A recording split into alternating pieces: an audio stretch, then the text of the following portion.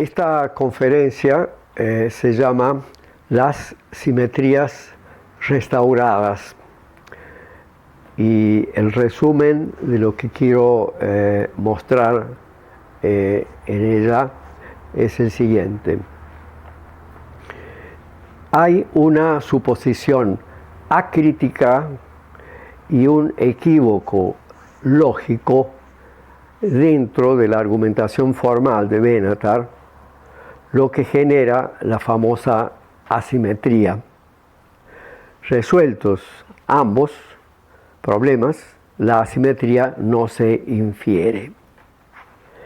Esta objeción de esta conferencia es la primera estrictamente temática, ya que las dos anteriores fueron de carácter metodológico.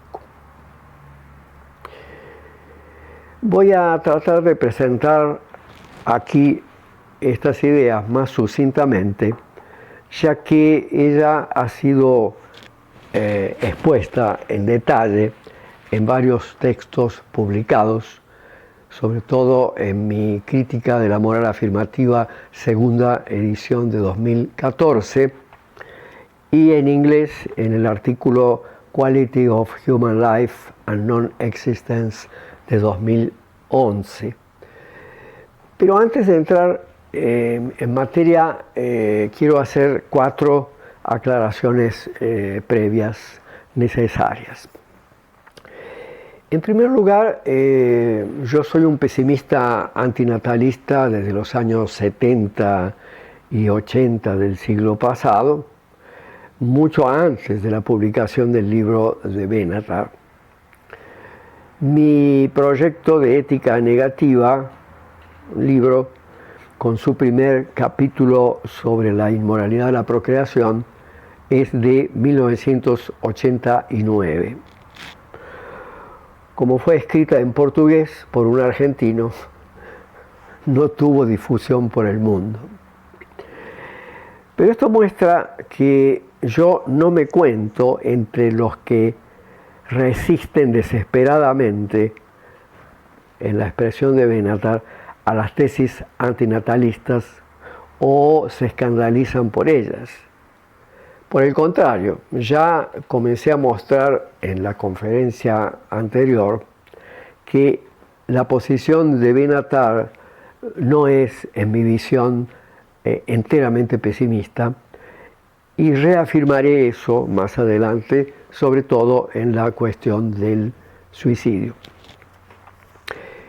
Eso es la primera observación previa. En segundo lugar, por lo dicho en esa conferencia 2, a la luz de mi abordaje pesimista y negativo de la argumentación, lo que yo voy a presentar en esta conferencia y en las siguientes no tiene ninguna pretensión de verdad absoluta y definitiva, ni pretende encerrar la discusión a mi favor, sino que se trata de la presentación de una alternativa plausible a lo presentado por Benatar. Plausible desde mi perspectiva, claro. Su plausibilidad tenderá ciertamente a ser negada por otras perspectivas. Lo mismo pienso, es claro, de la postura de Benatar. Es tan solo una postura entre otras.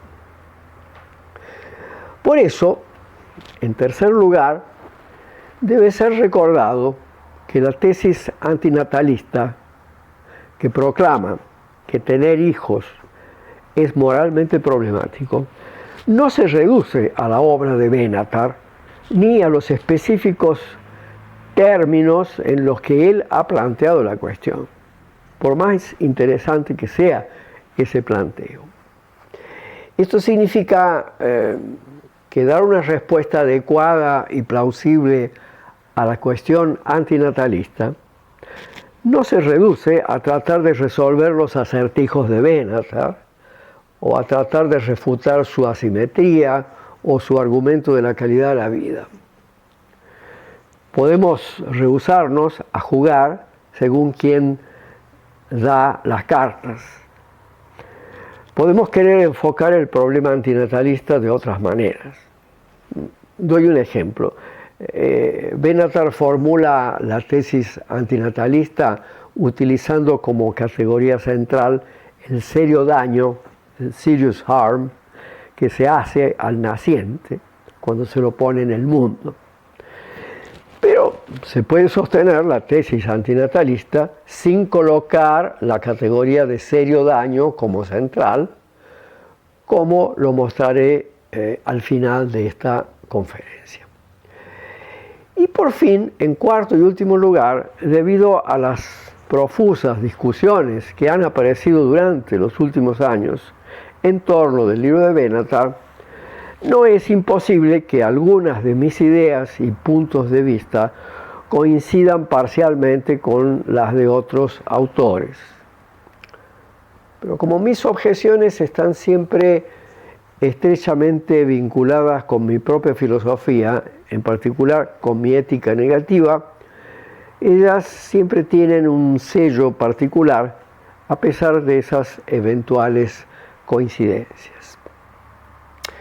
Bueno, después de estas 4 aclaraciones previas, vamos ahora a la cuestión. Como es bien sabido, Benatar presenta en su libro 2 líneas diferentes de argumento antinatalista. Yo denomino formal a la línea de argumento que Benatar presenta en el capítulo 2 y material a la presentada en el capítulo 3 del libro, utilizando una terminología que no es de él. Con formal yo quiero decir que en el capítulo 2 Benatar pretende no manifestarse demasiado acerca de cómo es el mundo, sino que apunta a una asimetría general sobre ausencia de sufrimiento y ausencia de placer, que puede, según él, apuntarse sin mencionar contenidos concretos muy específicos. Del mundo sabemos tan solo que presenta sufrimientos, pero no sabemos nada acerca de su intensidad, frecuencia, secuencia, etc. En el capítulo 3, por el contrario, se habla acerca de cómo es realmente el mundo, analizando en detalle sus sufrimientos. En sus propias palabras, Benatar dice que la línea formal solo muestra que es mejor nunca venir a la existencia, mientras que la línea material muestra la magnitud del daño que se hace al que nace, y afirma que se podrían considerar como 2 líneas independientes para mostrar que venir a la existencia es un serio daño. En la presente conferencia yo trato de la argumentación formal y en la siguiente de la argumentación material. Ya en este comienzo vemos que para formular las tesis antinatalistas parece inevitable tener que hablar acerca de un ser posible inexistente, o sea, de alguien que todavía no nació. Como Benatar lo dice en su libro, yo entiendo también que estamos hablando de alguien que nunca existió. No estamos hablando, por ejemplo, de alguien que dejó de existir.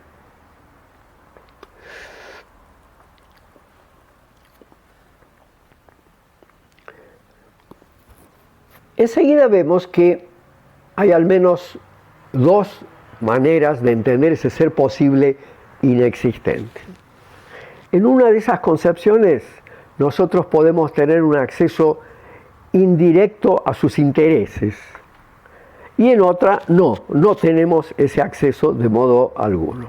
La primera es la manera que llamo contrafactual, en la cual nosotros hacemos una representación de los intereses potenciales de ese ser posible inexistente.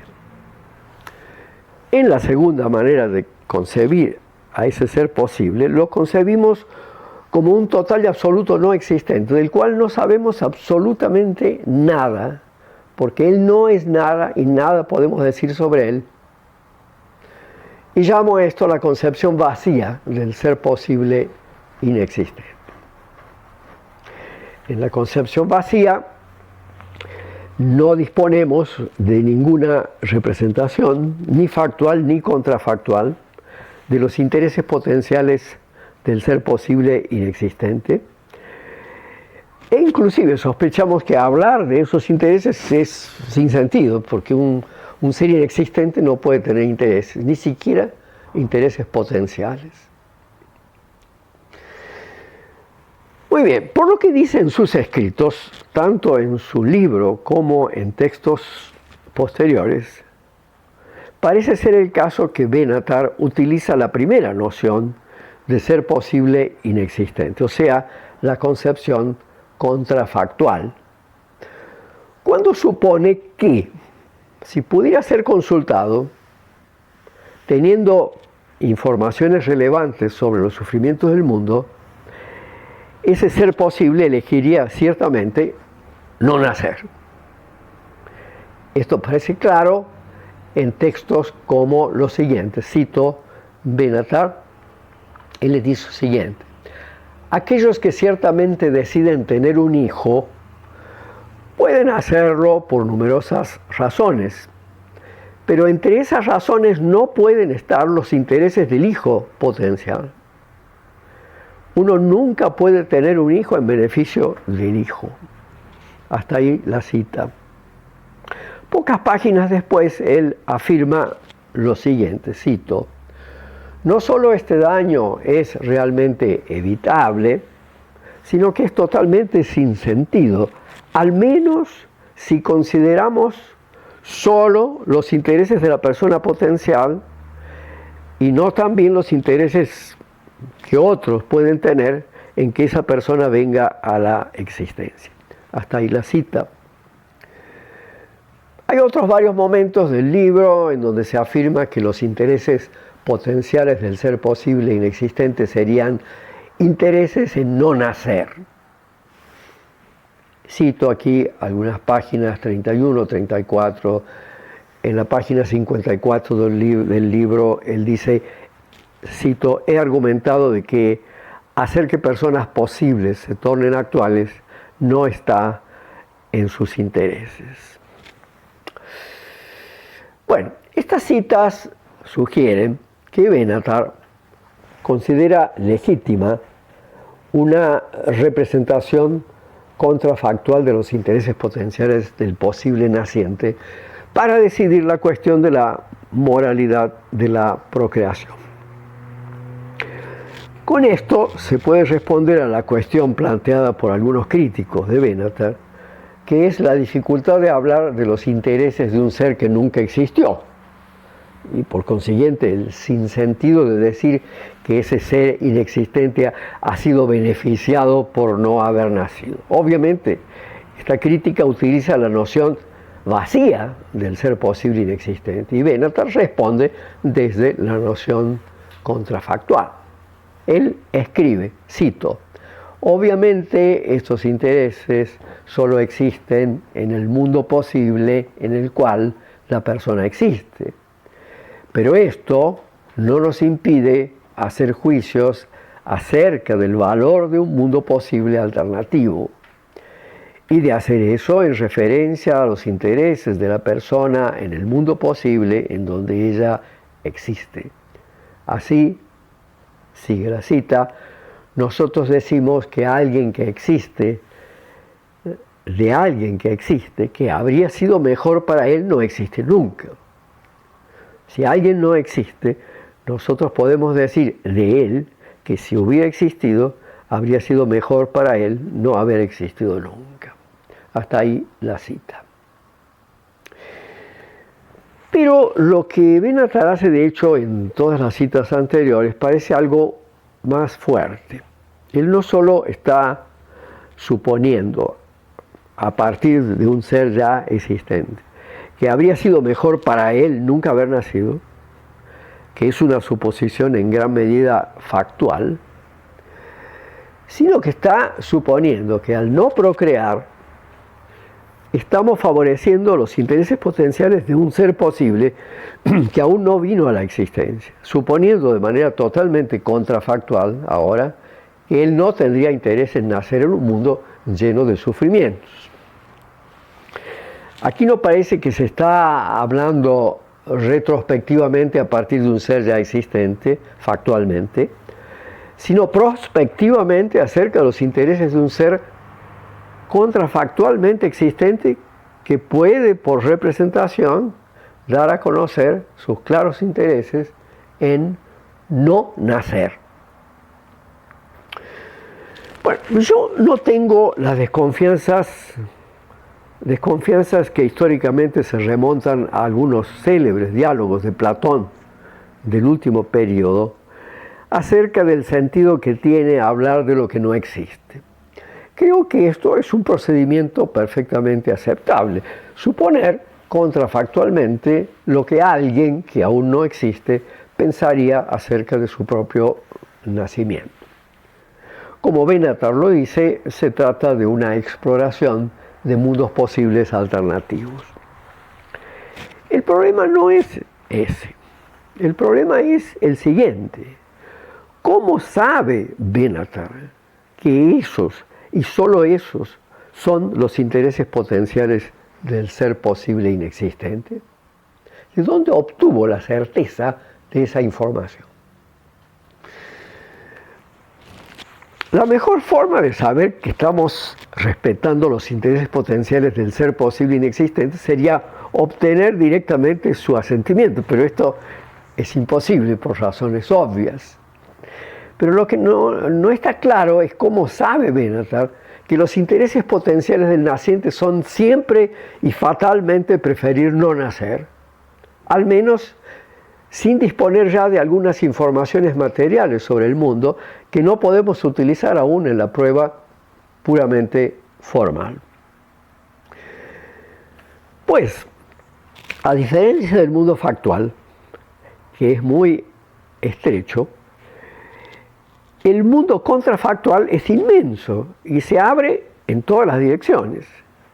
Si permanecemos en el plano de los mundos reales, podemos consultar a los involucrados ya existentes, pero tratándose de seres posibles inexistentes, no hay nada que impida hacer la representación contrafactual de sus intereses potenciales en el sentido contrario, o sea, como intereses en nacer, a pesar de los sufrimientos. Este mundo posible no puede ser descartado a no ser imponiendo dogmáticamente la postura antinatalista.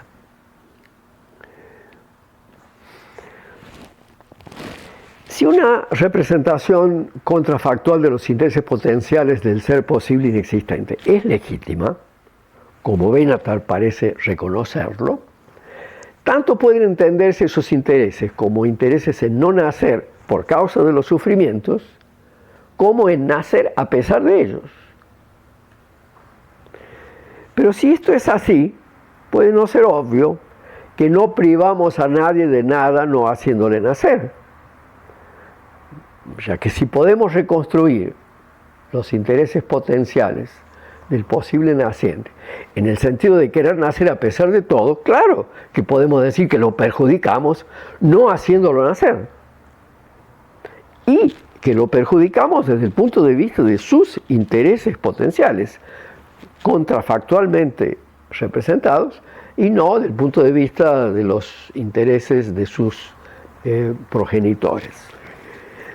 Benatar no puede rehusar este paso, ya que él mismo lo ha hecho en el sentido contrario, al suponer contrafactualmente que el ser posible inexistente ciertamente no querría nacer en un mundo de sufrimientos. Tanto en la cuestión de la procreación como después en la cuestión del aborto, parece que los intereses potenciales del naciente son elucidados a partir de un pedido, de casi una súplica. Por favor, no me hagan nacer. Y si ya me han generado, por favor, me aborta cuanto antes. Pero esta creencia es acrítica.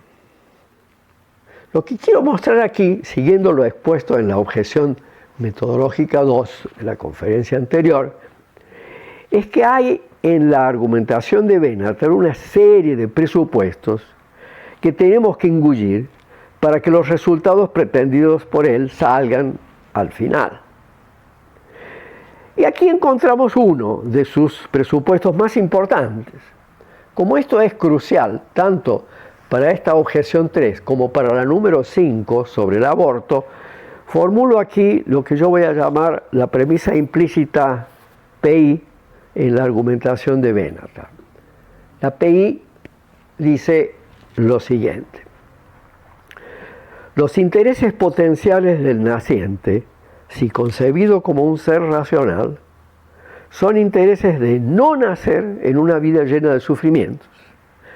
Llevar en cuenta esos intereses potenciales y no los intereses de los progenitores y otras personas consiste en hacer todo lo posible para que ese ser no venga a la existencia. A eso llamo PI la premisa implícita, y que es uno de los principales presupuestos de Benatar en su argumentación.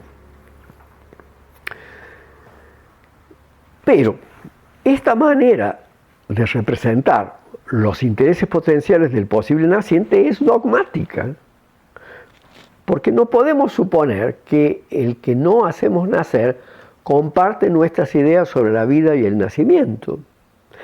El mismo Benatar reconoce esto en su libro al conceder que, a pesar de sostener las tesis antinatalistas, existe un derecho legal de reproducirse, así como un derecho legal de no ser muerto.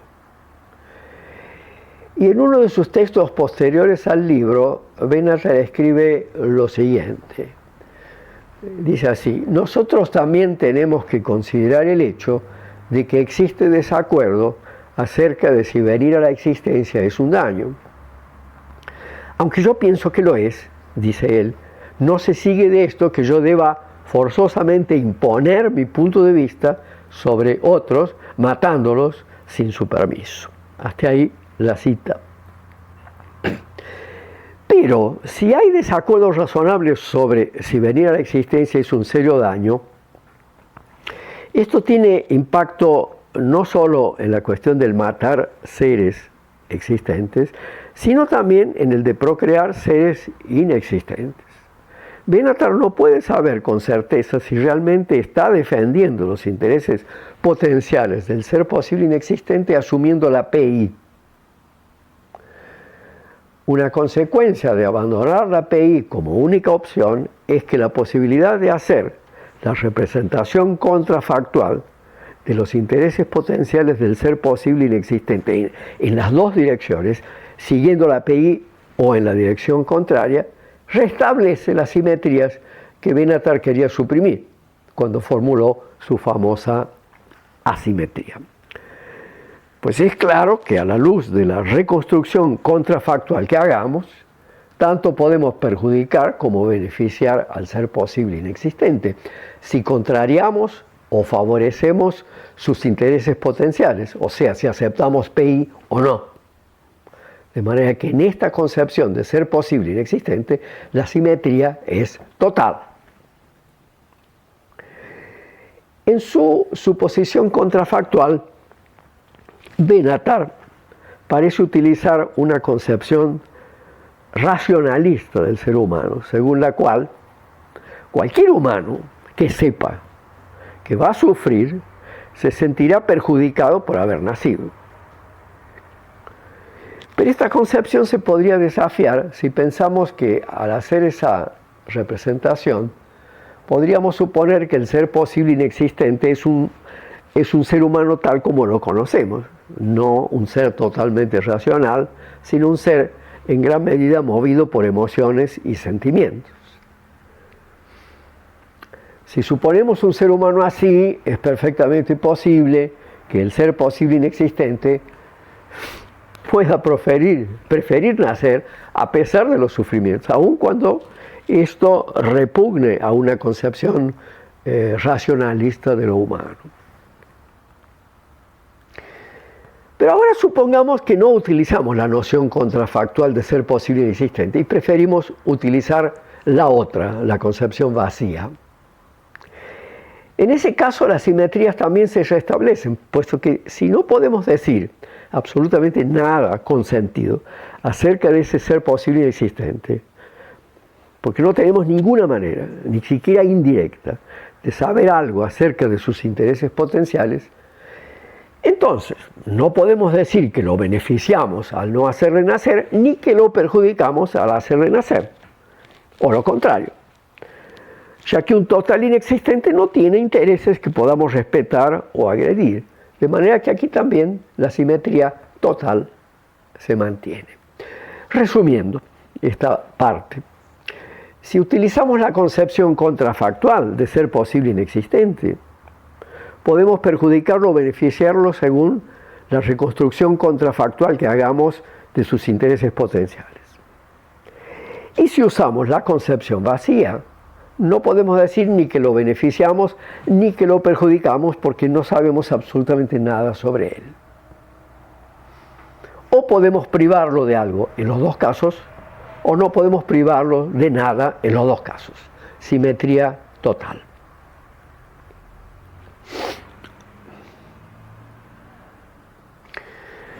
Hasta aquí he acentuado algunos presupuestos que hay que asumir, especialmente la PI, para aceptar la argumentación formal de Benatar. Ahora voy a apuntar otra cosa, lo que me parece un problema de lógica en su argumentación. A este problema me he referido con más detalle en los escritos mencionados al principio de esta conferencia.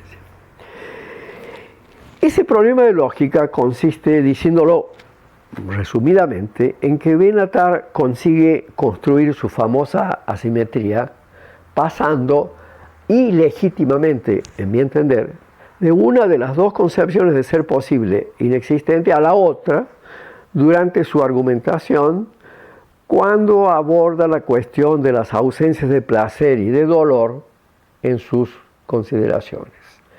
Trato de mostrar que si utilizáramos regularmente y en todos los casos solo la concepción vacía o solo la concepción contrafactual, la simetría no aparece. Es todo rigurosamente simétrico. Voy a explicar esto mejor.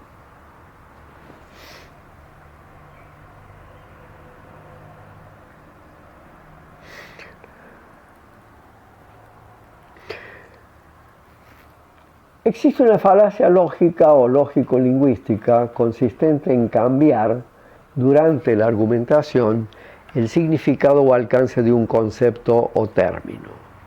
Suele llamarse falacia de equivocación. Este cambio no siempre ocurre de manera intencional o deshonesta, sino que a menudo se produce por la complejidad misma del tema abordado o por otros motivos.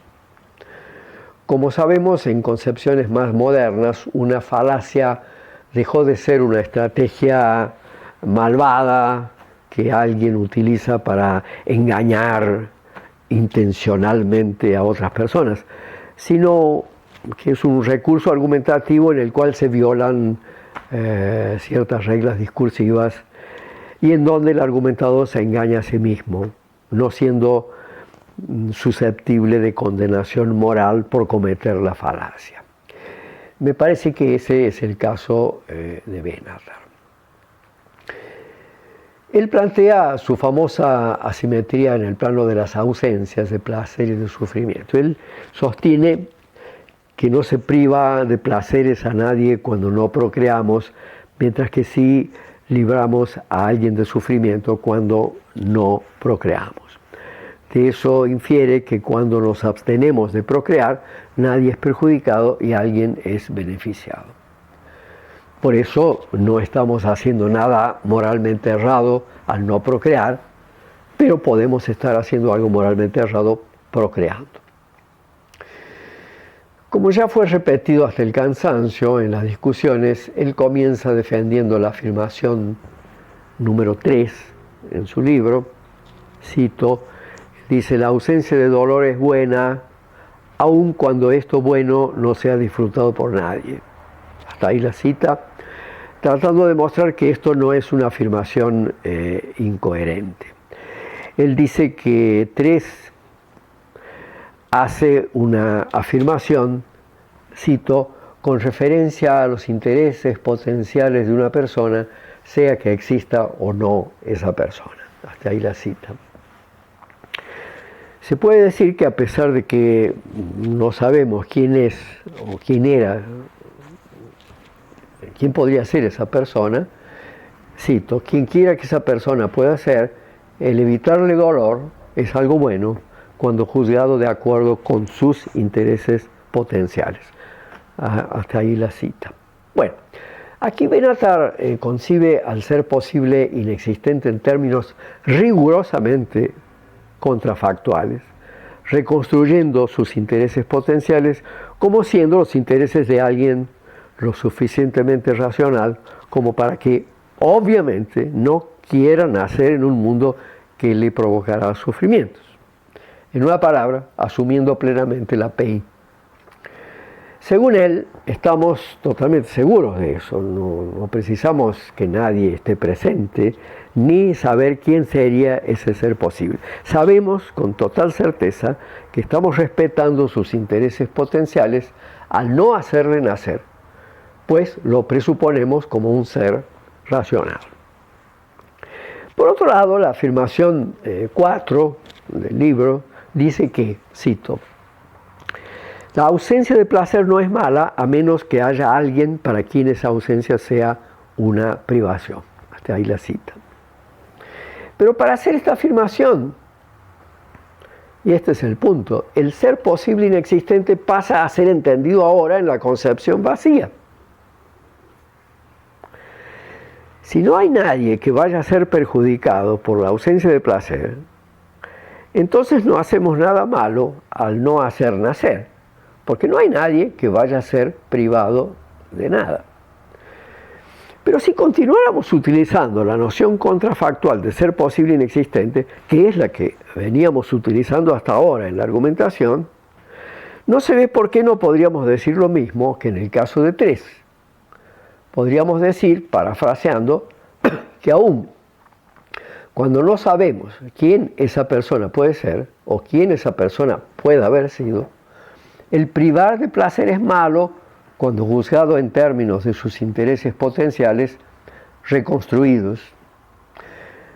Este resultado, claro, solo puede ser obtenido si se nos permite hacer una representación contrafactual de los intereses potenciales del ser posible inexistente en dirección contraria a la PI, cuya aceptación, como la única opción posible, es, según traté de mostrar antes, acrítica. Benatar examina en otras 2 figuras, en las páginas 39 y 40 de su libro, qué pasaría si alguien insistiera, como yo lo hago aquí, en la simetría entre 3 y 4. Pero precisamente las 2 alternativas que él examina son las correctas, en la medida en que la examinada en el gráfico 2.2, en la página 39 del libro, es la que resultaría de considerar en ambos casos el ser posible inexistente como contrafactual. Y el examinado en la figura 2.3, en la página siguiente, 40 del libro, es el que resultaría de considerar en ambos casos el ser posible inexistente como vacío. En el primer caso, la ausencia de dolor del no existente es buena y la ausencia de placer del no existente es mala, de acuerdo con los intereses potenciales del ser posible inexistente, según sean reconstruidos asumiendo la PI o no. Y en el segundo caso, la ausencia de dolor del no existente no es mala ni buena, y la ausencia de placer del no existente no es buena ni mala, porque no tenemos ninguna representación de los intereses potenciales del ser posible inexistente en ninguno de los 2 casos. Estas 2 posibilidades no mezclan concepciones de ser posible inexistente y por eso se conserva la simetría en esas otras 2 figuras. O sea, o no hay nadie para ninguna de las dos cosas, o hay alguien cuya opinión consideramos contrafactualmente en los dos casos. Empate total. Benatar considera que la posición 2.2 sostiene algo demasiado fuerte y la 2.3 algo demasiado débil. Para mostrar que la afirmación simétrica, la ausencia de dolor del no existente es buena y la ausencia de placer del no existente es mala, es demasiado fuerte, Benatar escribe lo siguiente, cito: este juicio es demasiado fuerte porque si la ausencia de placer en el escenario B es mala en lugar de no mala, nosotros deberíamos lamentar en favor de X que X no haya venido a la existencia. Pero eso no es lamentable. Cierro la cita. Pero asumiendo la noción contrafactual de ser posible en ambos casos, es claro que podemos lamentarlo. Si el interés potencial del ser posible era nacer a pesar de los sufrimientos. Esto no es lamentable solo si se asume acríticamente la API como la única representación contrafactual posible de sus intereses potenciales. De manera que la afirmación no es demasiado fuerte, sino perfectamente equilibrada, lo que se refleja en la simetría restaurada. Por otro lado, para mostrar que la afirmación simétrica, cito, la ausencia de dolor no es mala y la ausencia de placer no es buena, es demasiado débil, él escribe, cito, no malo en la figura 2.3 debe significar no malo, pero tampoco no bueno. Interpretada de esa manera, sin embargo, es demasiado débil. Evitar los sufrimientos de la existencia es más que meramente no malo, es bueno. Hasta ahí la cita. Alguien que propusiera esta alternativa parecería estar utilizando la noción vacía de ser posible inexistente, pues en ese caso no sabemos cómo calificar ni la ausencia de sufrimiento ni la ausencia de placer, a no ser de manera privativa. Decir que esas ausencias no son ni malas ni buenas es como decir que no sabemos nada sobre ellas.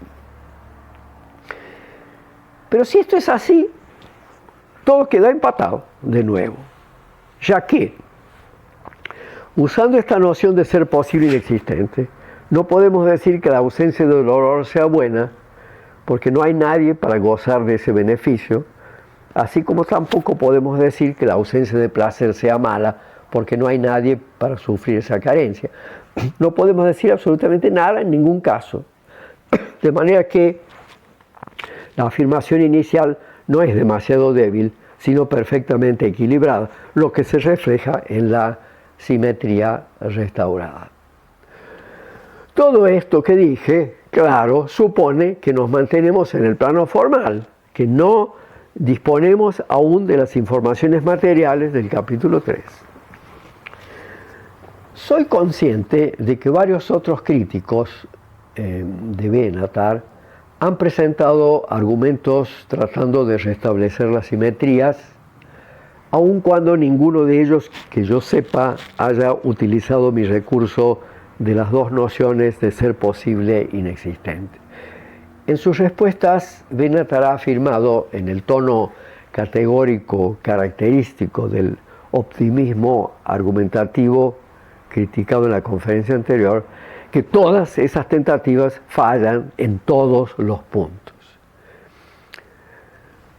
Sería imposible analizar aquí uno por uno los argumentos contra la asimetría y las respuestas de Benatar a cada uno de ellos.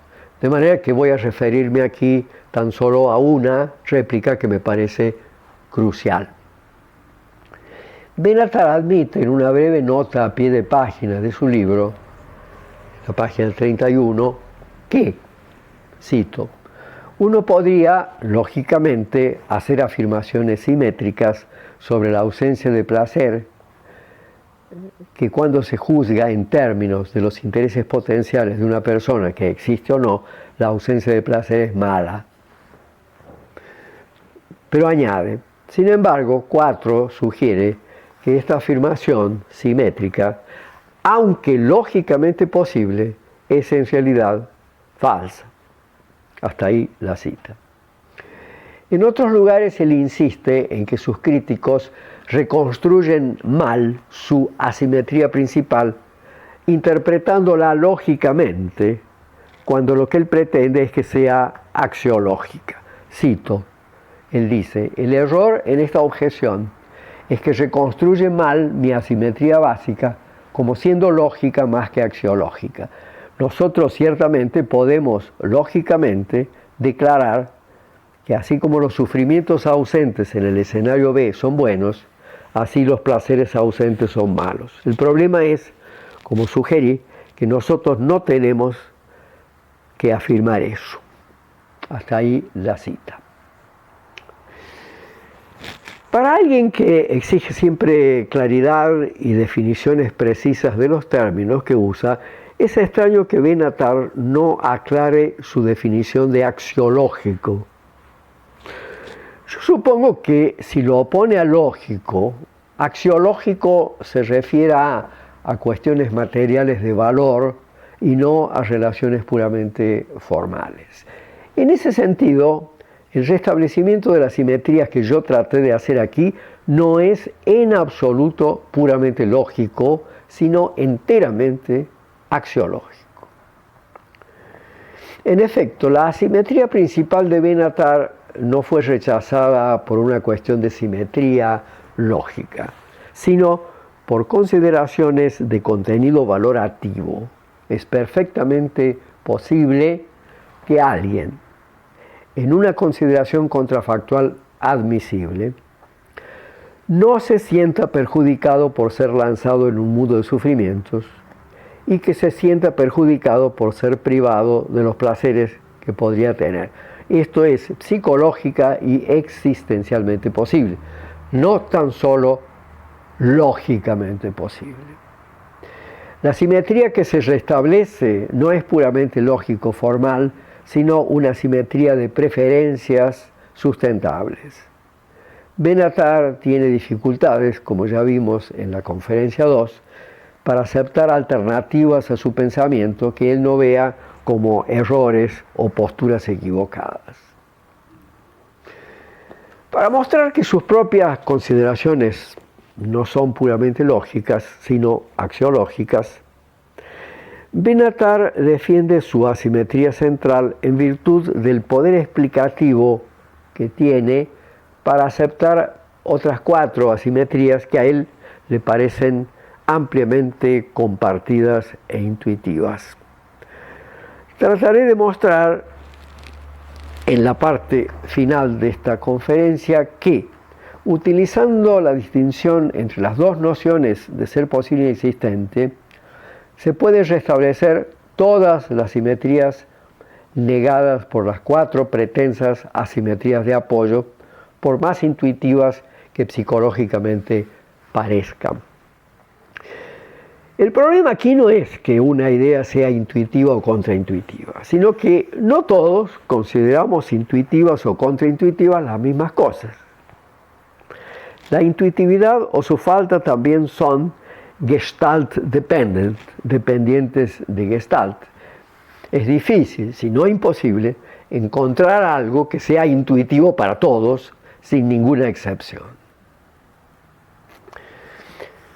Las 4 asimetrías ampliamente aceptadas, según Benatar, son, como todos saben, las siguientes.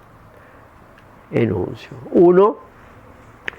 La asimetría de los deberes de procreación. Dice así: mientras que tenemos el deber de no traer a la existencia gente que va a sufrir, que va a llevar una vida miserable, no tenemos ningún deber de traer a la existencia gente que va a llevar vidas felices. Segunda, la asimetría de la beneficencia prospectiva. Dice lo siguiente: es extraño citar como razón para tener un hijo que él será beneficiado con eso, mientras que no es extraño citar como razón para no tener un hijo que él va a sufrir. Tercera, la asimetría de la beneficencia retroactiva. dice así: tiene sentido lamentar haber traído a la existencia a un niño que sufre y lamentarlo en nombre de ese niño, mientras que no tiene sentido lamentar no haber traído a la existencia a un niño que es feliz en nombre del niño mismo. Y la última, 4, la asimetría del sufrimiento lejano y de gente feliz ausente, dice: estamos justamente tristes por gente distante que sufre, pero no estamos tristes por gente feliz ausente, de planetas distantes o de tierras distantes. Bueno, es curioso que Benatar esté totalmente seguro de 4 afirmaciones que ya en su misma lectura se presentan inicialmente como tremendamente discutibles y controversiales, apoyadas en intuiciones cuyo carácter ampliamente compartido es muy problemático, y en elementos tan opinables como sonar extraño, tener sentido, etc. El desafío que Benatar coloca a sus críticos es que ellos expliquen adecuadamente esas otras 4 asimetrías mediante alguna teoría alternativa sin recurrir a su asimetría fundamental. Pero yo no entro en ese juego. Lo que voy a hacer no es ofrecer una manera alternativa de explicar esas 4 asimetrías consideradas intuitivas, sino tratar de mostrar que se puede sostener que esas asimetrías no existen, que ellas no son ampliamente aceptadas y que es posible restablecer las simetrías correspondientes en los 4 casos. El procedimiento para hacer esto es básicamente el mismo utilizado anteriormente. Al respecto de la pretensa simetría 1, de la primera, si no sabemos absolutamente nada acerca del ser posible inexistente, cuyos intereses estamos tratando de respetar, no se puede afirmar que tenemos un deber de no traerlo a la existencia para que sufra, ni que tenemos un deber de traerlo para que disfrute. En la concepción vacía no podemos tener deberes con seres inexistentes, ni para evitarles el sufrimiento, ni para darles el placer. Simetría total. Por otro lado, si del ser posible tenemos una representación contrafactual de sus intereses potenciales, si suponemos que el ser posible no quiere nacer para no sufrir, a pesar de los pocos placeres que va a tener, en ese caso tenemos el deber de no traerlo a la existencia. Pero si suponemos por el mismo medio que el ser posible quiere nacer a pesar de los sufrimientos para disfrutar de los placeres aunque sean pocos, entonces tendríamos el deber de traerlo a la existencia en su propio beneficio. Simetría. Al respecto de la segunda asimetría, se podría inicialmente aplicar el mismo procedimiento de 1 para restablecer la simetría. Pero este caso presenta la peculiaridad de utilizar la noción de ser extraño. Esta noción es discutible, subjetiva y socialmente relativa. Pero incluso teniendo en cuenta cómo ese término generalmente funciona, es factualmente falso que sea extraño que la gente en general justifique tener niños en términos de los beneficios que se les otorga haciéndoles nacer.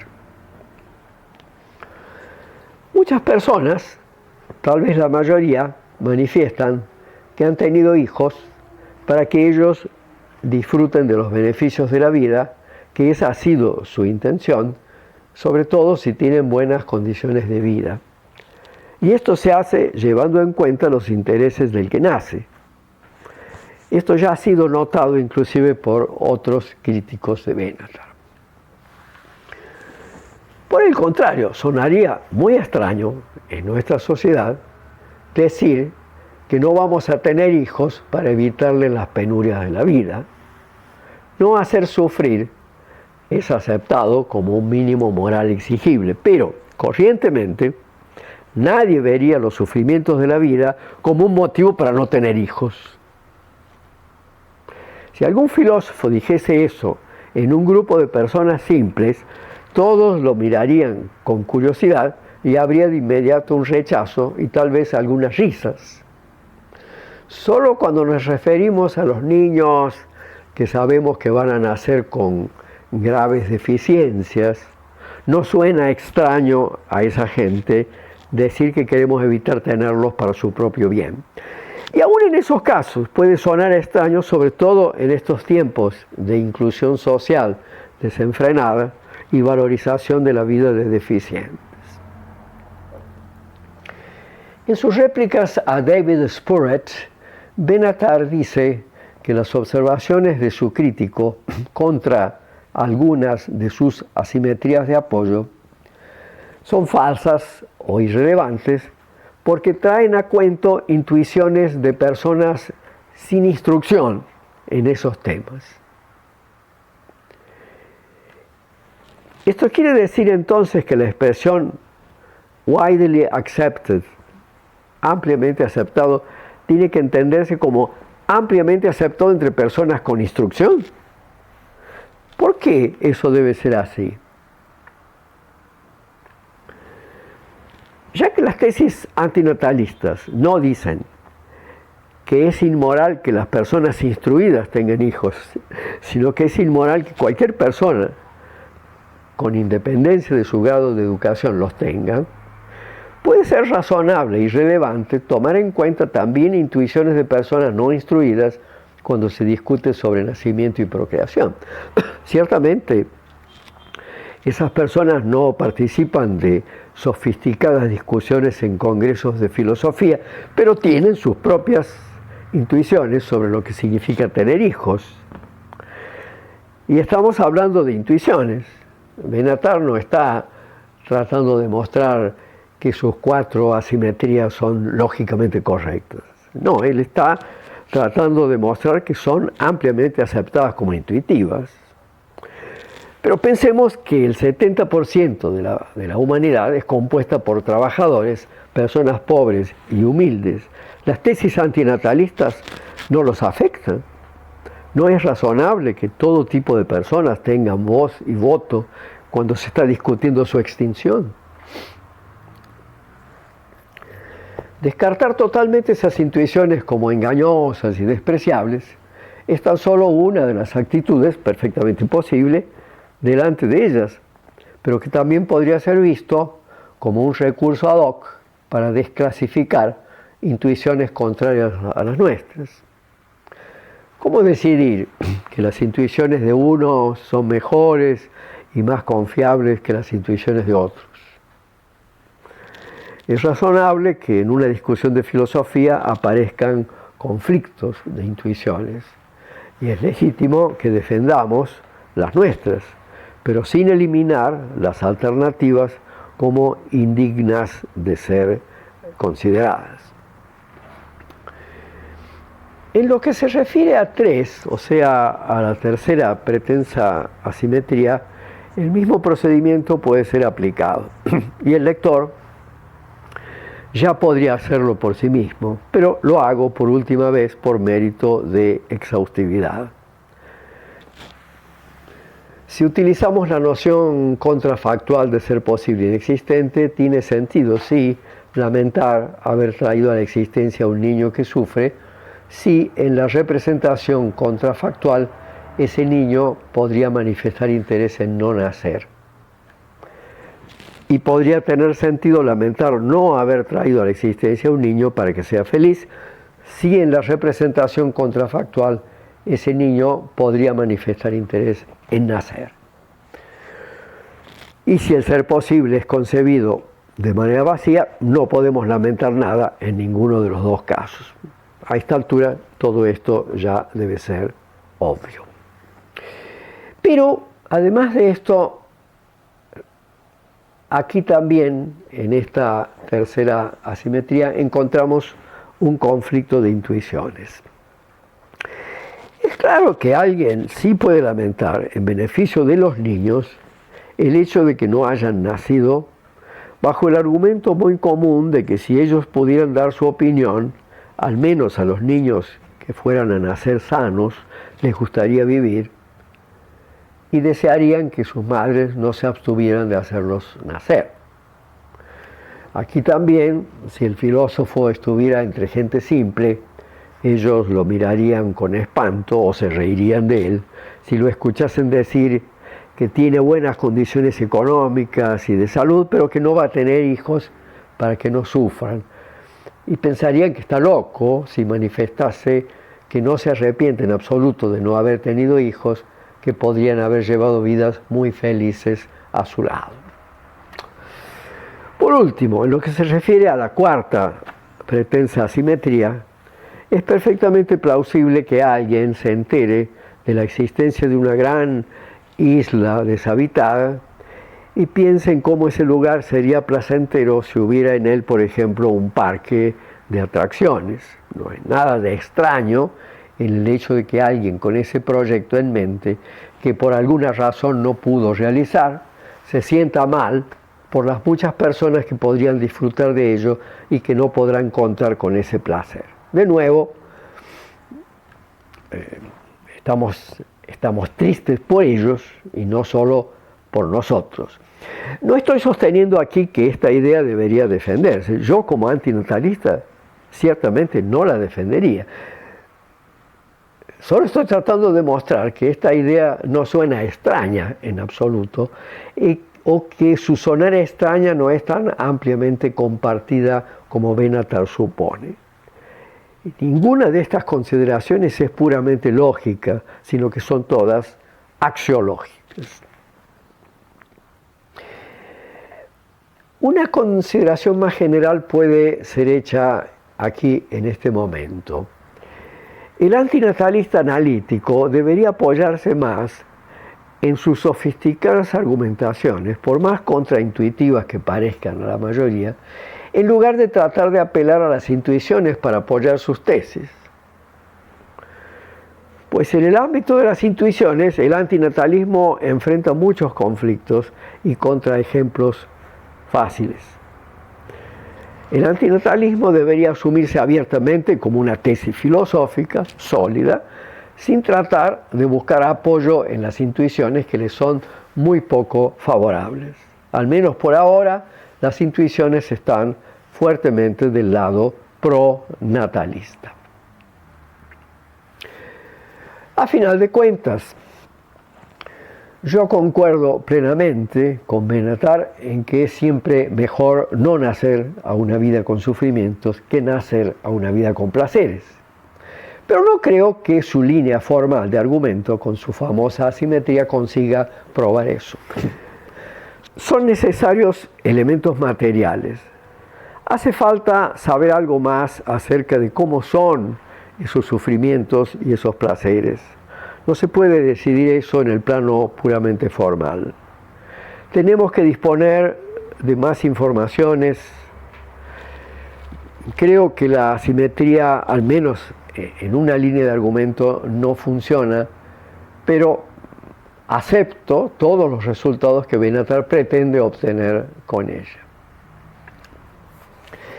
Si Benatar, siguiendo las prácticas usuales en discusiones filosóficas mencionadas en la conferencia 2, declarase que lo entendí mal y que no he reproducido correctamente su pensamiento, entonces que lo expuesto aquí y en las próximas conferencias quede como teoría alternativa de mi autoría y no como crítica de la suya.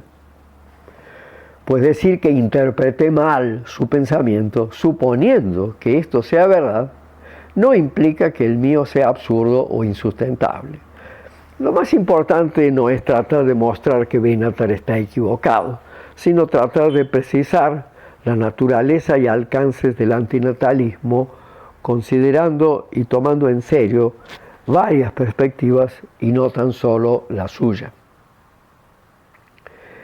En mi propia línea antinatalista, yo he puesto a la manipulación en propio beneficio o por descuido en el centro de la argumentación y no, como Benatar, al serio daño que se le hace al naciente.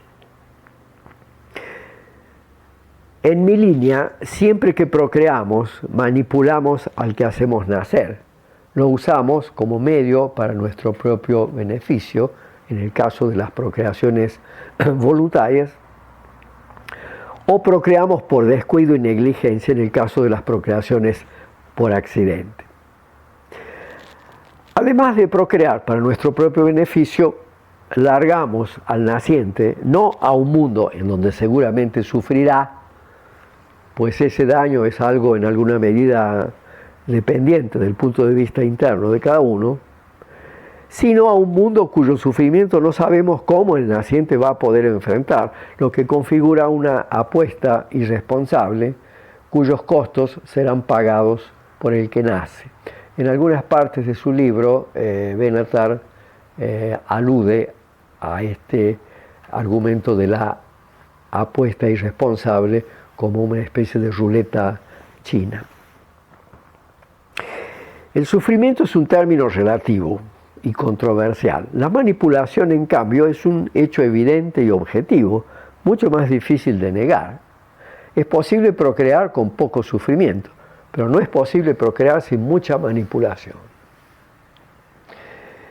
Habría manipulación en propio beneficio aun cuando la vida fuera muy buena o buena, aun cuando hubiera en ella mucho menos sufrimientos o si no hubiera sufrimiento en absoluto. Pues la manipulación es usar al otro como medio para nuestro propio beneficio o por descuido, y no usarlo como medio para arrojarlo a una vida mala que hace daño. Tanto manipulamos a alguien obligándolo a ir a Alaska en pleno invierno, como cuando lo obligamos a ir a la Côte d'Azur en pleno verano, si él no quiere ir a esos lugares. Manipular no es obligar a alguien a hacer algo malo sin su aprobación. Manipular es obligar a alguien a hacer algo, cualquier cosa, buena o mala, sin su aprobación. Esta línea es perfectamente sostenible, aun cuando enfrente contraargumentos como cualquier otro argumento. Y tiene el mérito de mostrar que la línea de Benatar no es la única plausible.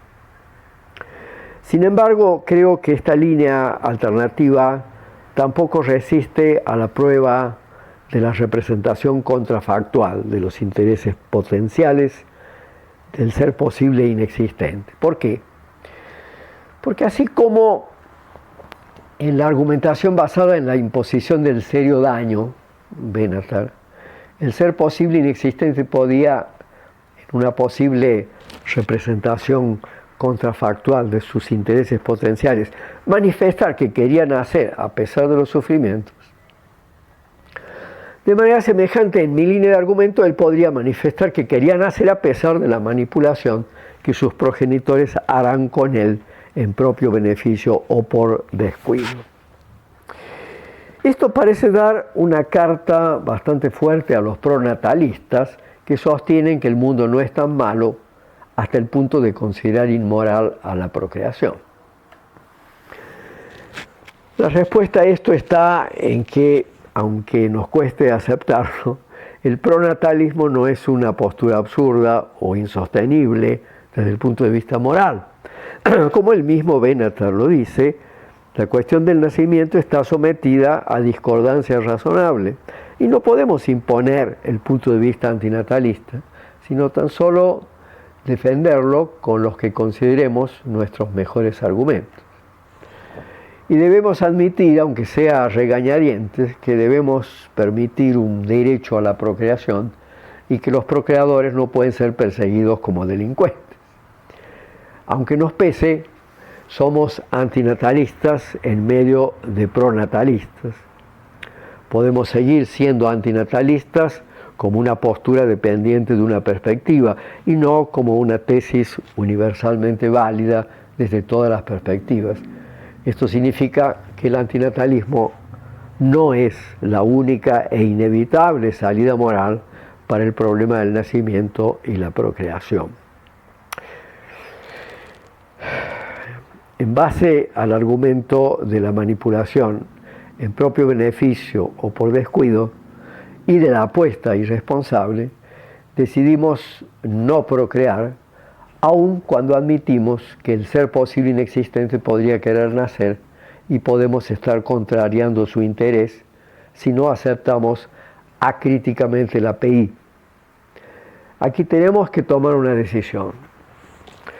Como se trata tan solo de un ser posible e inexistente, y llevando en consideración los sufrimientos estructurales inevitables, sensibles y morales de la existencia, mostrados por la línea material, incluyendo la muerte fatal e inevitable, decidimos no hacerle nacer, pero con plena conciencia de que la decisión contraria es posible y no es moralmente incorrecta en términos absolutos, en la medida en que el pronatalista podría estar actuando en beneficio del naciente en la suposición contrafactual de que quiera nacer. Mientras el naciente no haya venido a la existencia, mientras se mantenga en la pura posibilidad, preferimos tomar la decisión antinatalista como la que consideramos mejor, aunque no sea la única posible. Precisamente, haber rehabilitado las simetrías es también haber equilibrado las pretensiones pronatalistas y antinatalistas. Si utilizamos la concepción contrafactual de ser posible, tanto el natalismo como el antinatalismo son sostenibles. Pero si usamos la concepción vacía, ni el natalismo ni el antinatalismo tienen sentido. O escuchamos la voz del ser posible en cualquiera de las dos direcciones, o no escuchamos absolutamente nada en ninguno de los dos casos. En el plano formal, todo está empatado.